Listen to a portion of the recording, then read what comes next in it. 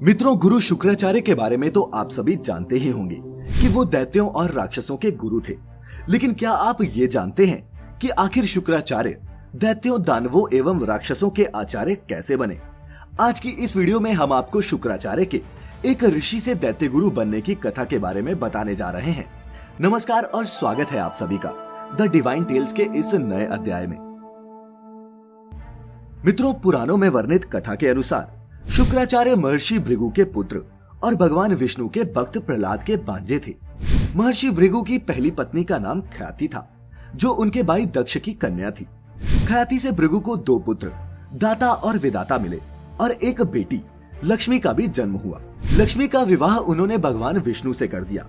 महर्षि भृगु के और भी पुत्र थे, जैसे उष्णा, च्यवन आदि। माना जाता है कि उष्णा ही आगे चलकर शुक्राचार्य कहलाए।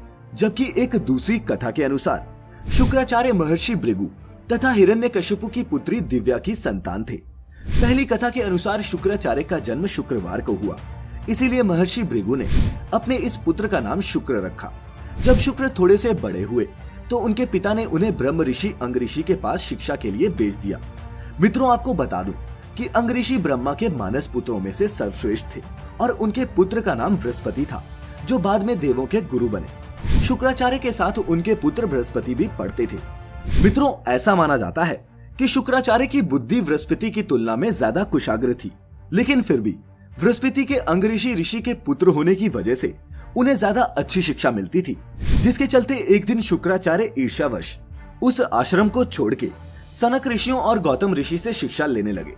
फिर शिक्षा पूर्ण होने के बाद जब शुक्राचार्य को पता चला कि बृहस्पति को देवों ने अपना गुरु नियुक्त किया है, तो उन्होंने भी ईर्ष्यावश दैत्यों का गुरु बनने की बात मन में ठान ली। परंतु उसमें सबसे बड़ी बाधा दैत्यों के देवों के हाथों हमेशा मिलने वाली पराजय थी। इसके बाद शुक्राचार्य मन ही मन ये सोचने लगे कि अगर वो भगवान शिव को प्रसन्न करके उनसे संजीवनी मंत्र प्राप्त कर लेते हैं, तो वो दैत्यों को देवों पर विजय दिलवा सकते हैं।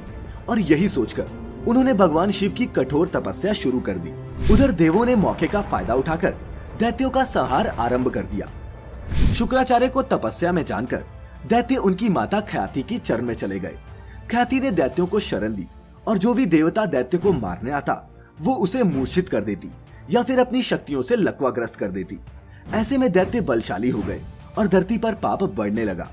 तब धरती पर पुनः धर्म की स्थापना के लिए भगवान विष्णु ने शुक्राचार्य की माँ और भृगु ऋषि की पत्नी ख्याति का सुदर्शन चक्र से सर काटकर दैत्यों के संहार में देवों की और समूचे जगत की मदद की। उधर जब इस बात का पता शुक्राचार्य को लगा तो उन्हें भगवान विष्णु पर बड़ा क्रोध आया और उन्होंने मन ही मन उनसे बदला लेने की ठान ली। वो एक बार फिर भगवान शिव की तपस्या में लीन हो गए। कई सालों की घोर तपस्या के बाद आखिरकार भगवान शिव ने उन्हें संजीवनी मंत्र दे दिया और फिर शुक्राचार्य ने दैत्यों के राज्य को पुनः स्थापित कर अपनी माँ की मृत्यु का बदला लिया।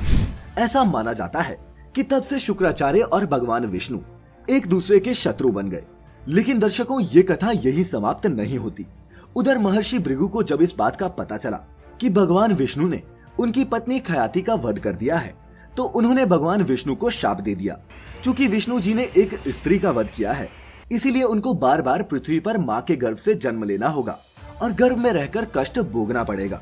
दर्शकों, आपको बता दूं कि उससे पहले भगवान प्रकट होकर अवतार लेते थे, जैसे वरा अवतार, मत्स्य अवतार, कुर्मा और नरसिंह अवतार। लेकिन उसके बाद उन्होंने भगवान परशुराम, भगवान राम, भगवान कृष्ण और महात्मा बुद्ध के रूप में जन्म लिया। तब उन्हें माँ के पेट में कोख में रहने की पीड़ा झेलनी पड़ी।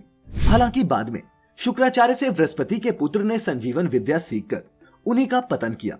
तो मित्रों, आप इस कथा के बारे में क्या सोचते हैं? नीचे कमेंट्स के जरिए हमारे साथ जरूर साझा करें। और अगर आपको हमारी आध्यात्मिक कथाएं पसंद आती हैं, तो हमारी वीडियो को ज्यादा से ज्यादा लाइक और शेयर करें। YouTube पर देखने वाले हमारे चैनल को सब्सक्राइब करें और बेल आइकन पर क्लिक करें। Facebook पर देखने वाले हमारे पेज द डिवाइन टेल्स को अभी लाइक कर लें, ताकि आप हमारी आने वाली सभी वीडियोस को समय पर देख पाएं। आज के लिए फिलहाल इतना ही। अब हमें इजाजत दें। आपका बहुत बहुत शुक्रिया।